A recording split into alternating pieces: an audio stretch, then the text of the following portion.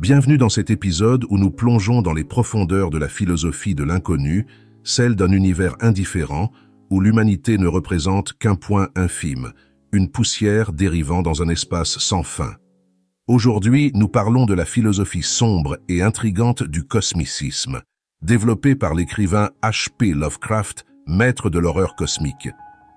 Lovecraft n'a pas créé de simples histoires d'horreur où les monstres apparaissent pour hanter les personnages. Il a bâti un univers où l'horreur réside dans l'immensité, dans l'idée que l'humanité est insignifiante, incapable de saisir le vaste et insondable cosmos qui l'entoure. Le cosmicisme nous confronte à des forces au-delà de notre compréhension et de notre contrôle. Imaginez-vous, perdu dans la nuit noire, sous un ciel sans étoiles, confronté à l'idée terrifiante que votre existence, vos pensées, vos croyances ne sont rien face à l'indifférence d'un univers éternel. Lovecraft a décrit ce sentiment de terreur cosmique, cette prise de conscience de l'insignifiance humaine, dans ses récits où apparaissent des entités et créatures inaccessibles à notre compréhension. Dans ce voyage, nous allons décortiquer les éléments fondateurs de la pensée cosmicisme, en commençant par le socle de tout cela, la peur de l'inconnu. 1. L'origine de la peur de l'inconnu. Lovecraft avait une phrase célèbre: « La peur est la plus vieille et la plus forte émotion de l'humanité, et le plus vieil et plus fort type de peur demeure la peur de l'inconnu. » Cette phrase résume à elle seule la pierre angulaire de son œuvre. La peur de l'inconnu est, pour Lovecraft, un sentiment profondément humain, ancré dans notre subconscient. Dans ses récits, cette peur prend une forme presque palpable, se manifestant dans des visions de créatures et de lieux qui défient notre compréhension. Les histoires de Lovecraft sont habitées par des êtres mystérieux, des entités anciennes et des monstres dont l'existence défie toute logique. Mais, contrairement aux monstres classiques de la littérature d'horreur, les créatures Lovecraftiennes ne sont pas des entités que l'on peut espérer combattre ou détruire. Elles sont indifférentes à l'humanité, comme un ouragan qui balaie tout sur son passage, sans haine ni compassion. Prenons l'exemple de Cthulhu, l'une des créatures les plus emblématiques de Lovecraft. Cthulhu n'est pas une divinité dans le sens humain du terme, mais plutôt une entité cosmique endormie, une créature d'un autre temps, d'un autre monde, qui sommeille sous l'océan Pacifique dans la cité engloutie de R'lyeh. Cette entité endormie ne nourrit aucune intention malveillante à l'égard des humains. Il existe tout simplement comme une montagne ou une tempête. Mais l'idée même de son existence suscite une terreur indicible, car il est la manifestation d'un monde où l'homme n'a aucun rôle central. Le monde de Lovecraft est rempli de telles créatures, et toutes nous rappellent une vérité troublante. Nous ne sommes rien de plus que des grains de sable dans un désert sans fin. Lovecraft ne se contente pas de créer des monstres terrifiants. Il joue avec notre imagination, avec notre tendance à rechercher du sens, même là où il n'y en a pas. En décrivant des créatures et des dimensions qui échappent à la logique humaine, il expose notre propre incapacité à comprendre ce qui se cache derrière le voile de la réalité. À travers ses descriptions de géométrie non euclidienne et de villes aux angles impossibles, Lovecraft nous fait ressentir l'étrangeté de l'inconnu. Il nous confronte à un univers où les lois que nous connaissons n'ont plus de sens et où notre esprit est incapable de saisir l'ampleur de ce qui l'entoure. Ce que Lovecraft nous révèle ici, c'est que la peur de l'inconnu n'est pas simplement la peur de ce que l'on ne voit pas ou de ce que l'on ne comprend pas. C'est la peur d'un monde où nous ne sommes pas les héros, où nous ne sommes pas les élus. C'est la peur d'un monde qui ne nous accorde aucune importance. 2. La vie et les traumatismes de Lovecraft. Pour comprendre pourquoi Lovecraft a développé une vision du monde aussi sombre, il est essentiel de se plonger dans sa vie personnelle. La vie de Lovecraft est marquée par la solitude, la maladie et des relations familiales compliquées. Dès son jeune âge, Lovecraft a été confronté à des réalités dures qui ont façonné son esprit et ses croyances. Son père est tombé gravement malade et a été interné dans un asile, laissant Lovecraft et sa mère seuls. Cette dernière, elle-même tourmentée par des troubles mentaux, a élevé son fils dans un environnement cloîtré et austère, alimentant chez lui un sentiment de détachement et de fragilité face au monde. La santé mentale de Lovecraft fut également fragile. Son isolement, ses angoisses et ses dépressions l'ont mené à contempler la futilité de l'existence humaine. Ses écrits sont teintés de cette vision du monde comme étant cruel et indifférent. Il a souvent ressenti l'angoisse de l'oubli, la peur que, dans un univers si vaste, sa vie n'ait aucun sens. Et c'est précisément cette angoisse qui imprègne son cosmicisme, cette philosophie où l'homme est insignifiant et impuissant. L'écrivain a souvent vécu des épisodes de dépression et d'isolement qui ont nourri cette vision pessimiste de l'existence.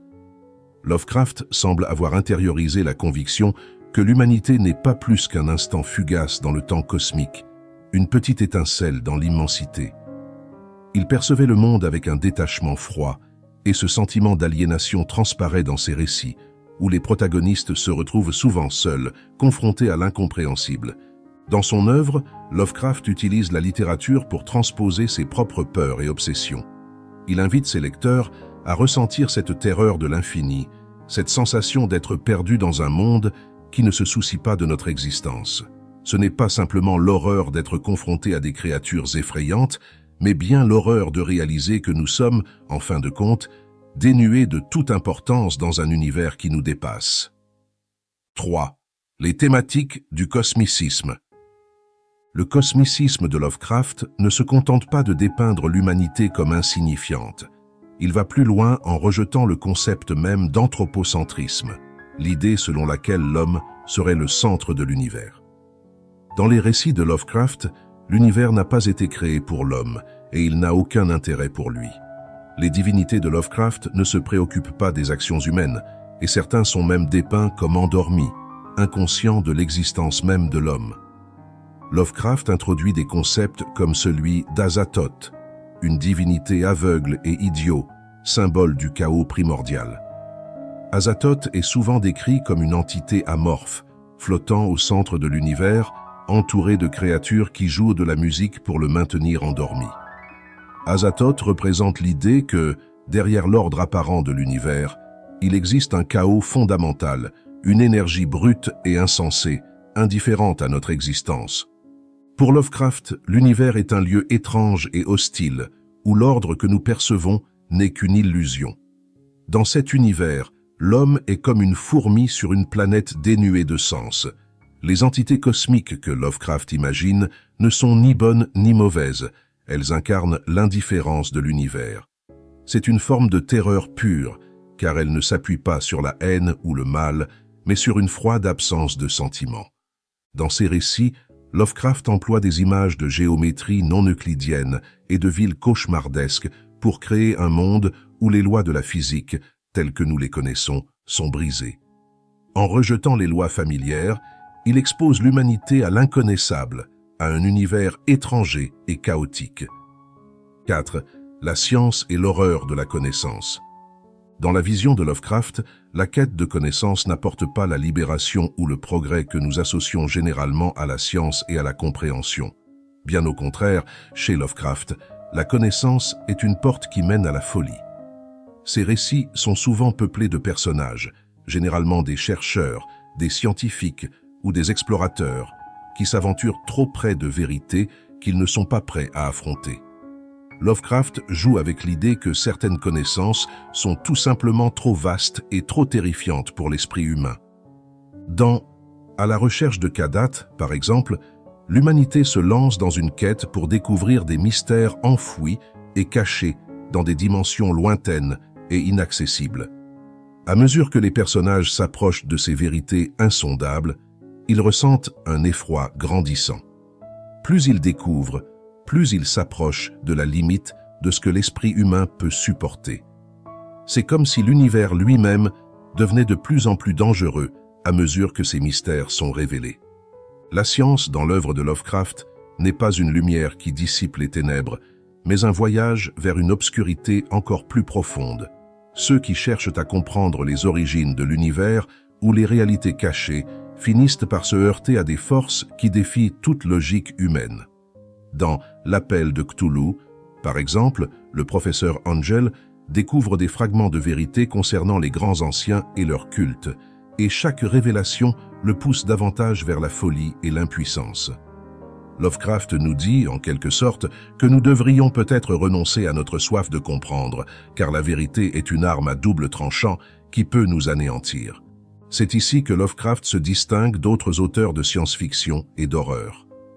Là où beaucoup utilisent la science pour élargir les horizons, lui, il l'emploie pour montrer les limites humaines. Cette vision profondément pessimiste de la connaissance est l'une des signatures du cosmicisme. La recherche scientifique et l'exploration sont vues comme des voies vers la perdition, une manière pour l'humanité de s'approcher de l'abîme sans même s'en rendre compte. 5. Les mythes de Cthulhu et les entités cosmiques. L'une des contributions les plus célèbres de Lovecraft à la littérature est la création d'un véritable panthéon de divinités et d'entités cosmiques qui incarnent cette vision du cosmos. Le mythe de Cthulhu en est le pilier central.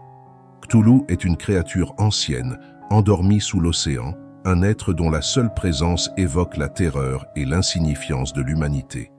Dans l'Appel de Cthulhu, Lovecraft nous décrit cette créature comme une entité titanesque, à la fois monstrueuse et divine, échappant à toute forme de description humaine.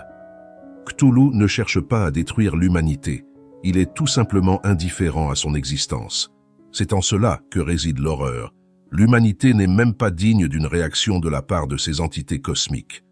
Parmi les autres entités du panthéon Lovecraftien, on retrouve Nyarlathotep, le messager des divinités extérieures, et Yog-Sothoth, qui représente le temps et l'espace eux-mêmes.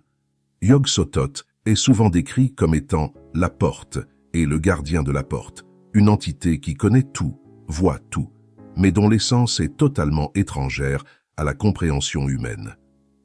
Ces créatures cosmiques ne sont pas régies par les mêmes règles morales que les humains. Elles ne sont ni bonnes ni mauvaises.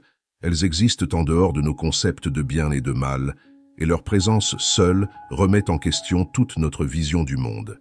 Le caractère terrifiant de ces entités ne réside pas dans leur malveillance, mais dans leur indifférence et leur immensité. Pour Lovecraft, ces divinités sont les représentants d'un univers qui se moque de l'existence humaine, un univers où l'humanité n'a pas de place privilégiée. L'homme n'est ni un élu, ni une créature spéciale. Dans le cosmicisme, les êtres humains ne sont que des passants dans un monde qu'ils ne pourront jamais vraiment comprendre. La philosophie de Lovecraft est une invitation à contempler l'infini, non pas avec émerveillement, mais avec effroi et humilité. Dans son monde, l'univers n'est ni hostile ni accueillant, il est simplement indifférent. En créant des divinités et des créatures cosmiques d'une puissance inimaginable, Lovecraft nous rappelle que notre existence est une exception, une brève étincelle dans un cosmos infini qui ne prend même pas conscience de notre présence. Le cosmicisme de Lovecraft n'est pas une simple philosophie pessimiste, c'est une tentative de nous libérer des illusions anthropocentriques. Lovecraft nous encourage à regarder au-delà de notre existence quotidienne, à questionner notre place dans l'univers et à accepter que nous ne serons peut-être jamais capables de comprendre la totalité de ce qui existe. Dans ce sens, son œuvre n'est pas seulement une réflexion sur l'horreur, mais aussi une invitation à une forme de transcendance, à une acceptation de l'inconnu et de l'inexplicable.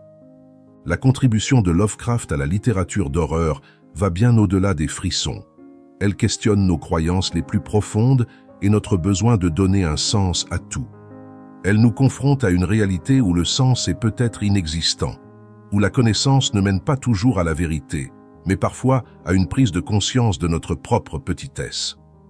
En cela, Lovecraft laisse un héritage unique, une vision sombre mais fascinante de l'humanité, nous rappelant que nous sommes des explorateurs dans un univers immense et mystérieux.